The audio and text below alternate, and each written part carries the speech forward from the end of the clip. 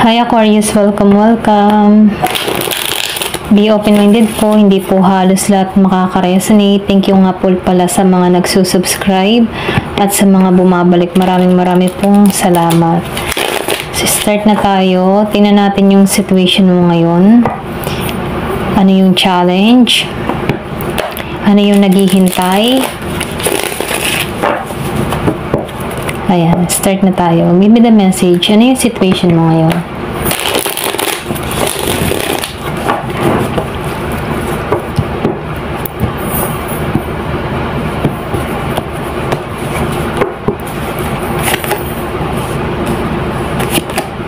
Ooh.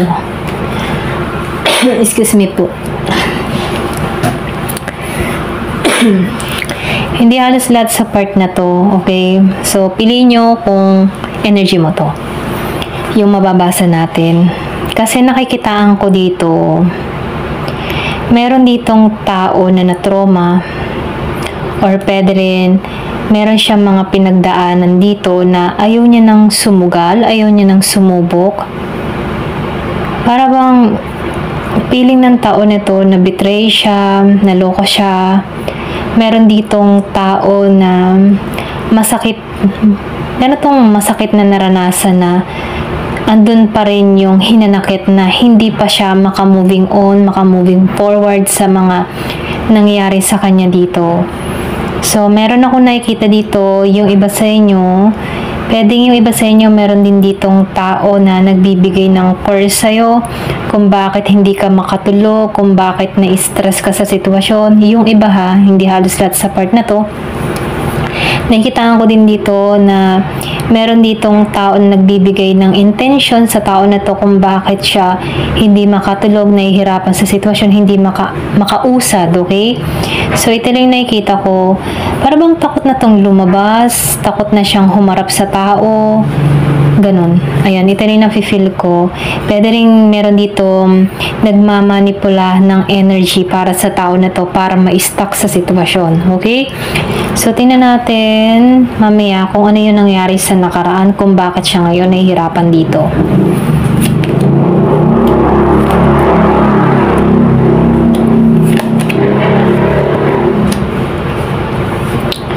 So, nakikitaan ko dito, yung iba sa inyo kaya siya nasasaktan dito dahil meron siyang natuklasan sa tao niya dito. Yung iba ha, hindi halos lahat. Meron akong nakikita ditong natuklasan. Merong na-reveal sa kanya dito. Para ba siyang walang choice? Ganyan. Wala siyang mapagpilian dito dahil meron siyang ditong tao na tuso. Okay? Pwedeng controlling. Para siyang puppet nito. Ganyan. So, nakikitaan ko dito, hindi siya balansi dito, nahihirapan siya dito, kung paano ba uusa dito. Pero ganun pa man, nakikitaan ko rin dito na merong offer na parating, merong tulong sa tao na to. Okay? Kailangan lamang niya dito na mabigyan kalinawan siya or pwede rin siya mismo yung tumulong sa sarili niya na paglabanan tong kanyang mga negative na emotion, negative na kaisipan. Kasi meron ditong manipulation. Okay? So, nakikitaan ko dito, meron ditong Year of the Dragon, Year of the Dog, and Year of the Snake. So, kung ikaw man ngayon ay ganito yung sitwasyon mo, hindi ka balanse, just pray. Magdasal ka lang. Malalampasan mo to. Okay?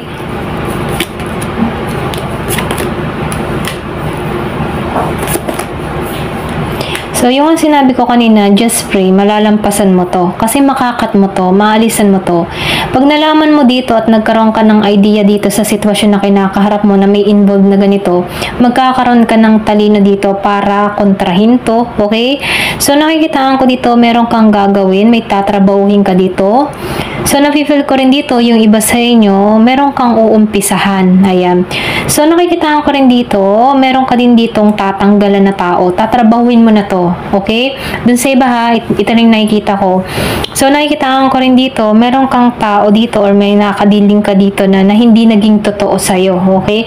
Wala tong spiritual love sa'yo or pwede rin sabihin na hindi totoo yung nararamdaman nito. Pero ganun pa man, nakikitaan ko dito, ikakat mo to or pwede rin tatrabahuhin mo yung sarili mo, tutulungan mo yung sarili mo para alisan to. Or pwede rin tutulungan mo yung sarili mo para tanggalin yung mga negative na emotion. Kasi tinutula ka dito. Kasi yung iba sa inyo, nakikitaan ko dito, nakaramdam ka ng trauma, takot, pagkabalisa. Ayan. So, tingnan natin yung nangyari sa nakaraan.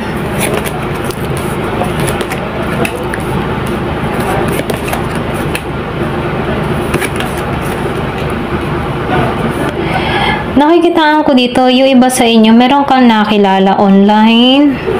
Hinintay mo to ng matagal na panahon or pwede rin sabihin, nagitong bago sa'yo. Okay? Yung iba sa inyo, no, sa nakaraan, meron kang nakilala dito na tao through online. 2 taon nakalipas, ang nakikita ko dito. So, nakikitaan ko dito, inintay mo tong tao na to, pero nakikitaan ko dito na walang paglago na nangyari sa inyo ng tao na to. Pwedeng nakat yung connection or pwede rin iniwan ka ng tao na to sa ere, yung iba sa inyo.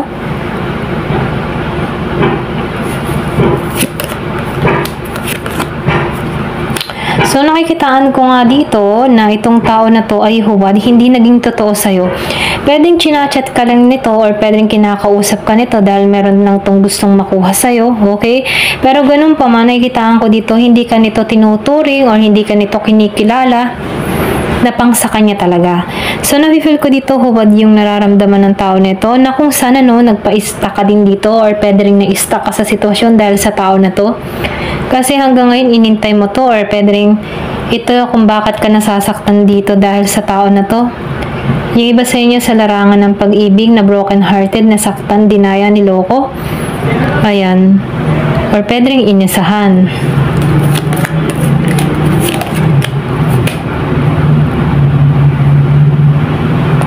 So, nakikitaan ko dito, yung iba sa inyo, binibigyan ka ng pansin dito.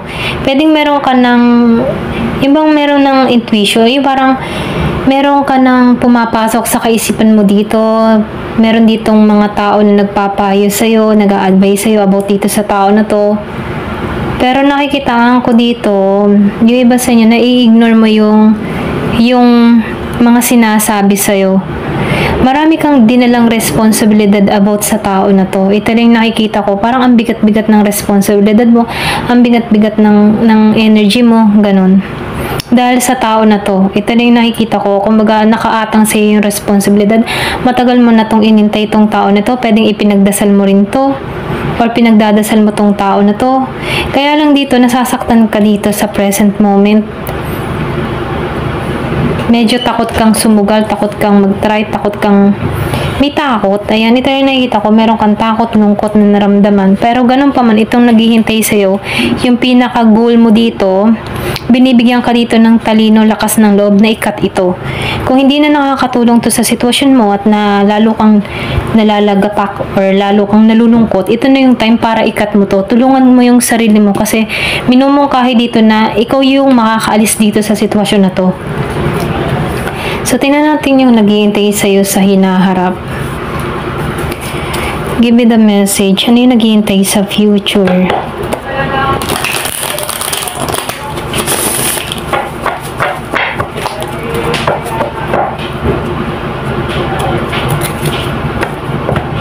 Yung iba sa inyo, meron kang kadiling dito na Taurus, meron ding Aries, Leo, Sagittarius, Scorpio, Cancer, and Pisces. Meron ding Gemini, Aquarius, and Libra. Malakas ang Gemini, malakas ang Libra, and Aquarius. Okay, meron kang kadiling na ganon. So, tingnan natin, ano yung naghihintay sa inyo sa future?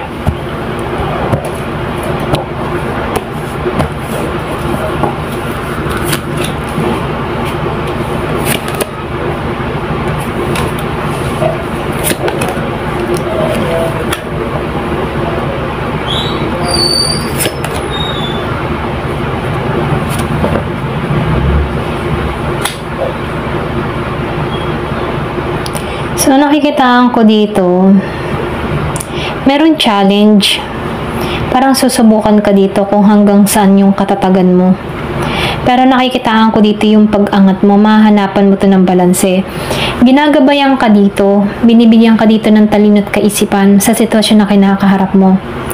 So nakikitaan ko dito, sinasabi dito, wag mo na tong trabahuhin itong tao mo. Kasi wala tong maidudulot na maganda sa'yo. Very arrogant to at young energy ang tao na to. So nakikitaan ko dito na siya yung tipo ng tao na makasarili, sarili niya lang iniisip niya at walang disiplina. So nakikitaan ko dito very young, hindi matured. So nakikitaan ko rin dito wala kang buhay sa tao na to. Hindi to magaling humawak ng pera, pwedeng bulagsak or pwede rin sabihin magastos. Pero tinutulungan ka dito. Binibigyan ka dito ng talino or kaisipan dito na wag mo na tong trabahuhin. Wag mo na tong bigyan pang pansin kasi na-stuck ka na dito. Kapag nabawi mo na yung sarili mo dito at nakabangon kang muli kasi tatrabahuhin mo yung sarili mo dito, mahanapan mo yung balanse kasi ginagabayan ka sapat na to. Okay? Pinoproteksyonan ka dito. Ito lang yung mensahe. Merong nagabay sa'yo dito. So, minumungkahi sa'yo dito, wag mo na tong trabahuhin tong tao na to. Kasi ang hirap na sitwasyon mo dito. Ito lang yung nakikita ko. Sobra kang stress. Oh, di ba? Lumabas ang The Empress. Dito ka patungo eh. Independent. Kaya mo yung sarili mo. Mababangon mong muli yung sarili mo. Very independent woman. Maganda pa. Gwapo. Okay? So, dito ka patungo sa pagiging independent. Magiging kang masaya kahit solo ka. So, pwede rin sabihin, hinuhubog ka dito para maging The Empress ka. Para once na may ipagkalob sa'yo dito, handa ka na. Kasi sa panahon ngayon, hindi ka pa handa kasi nasasaktan ka. Ito yung energy mo ngayon, nasasaktan ka. Nai-stress ka sa pangyayari, hindi mo alam yung gagawin.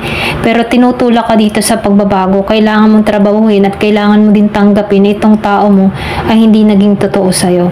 So, sinasabihan ko dito, magmuni-muni ka, magnilay-nilay ka, pagbalanse-balansin mo yung sitwasyon na kinakaharap mo. Okay?